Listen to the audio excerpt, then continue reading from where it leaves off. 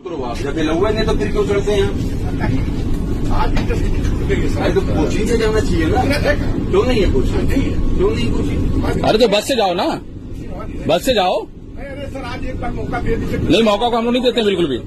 हम कोई मौका नहीं देते इस गाड़ी में, हम कोई मौका नहीं देते हैं। जब आ जाएगा तब कोई बात नहीं है। आ जाए आप, कोई बात नहीं। आप लोग मजाक समझे हो क्या? जाएंगे ना, अरे सर जब खाली आप हम कोई आपको प्रोसीजर नहीं हटाएंगे। कोई बात नहीं कर रहे हैं आप पैसेंजर। जब आपको पता है कि इसमें अलाउ ही नहीं है तो आप क्यों चढ़ते हैं भाई? पहली बार चढ़ नहीं थी इस गाड़ी में।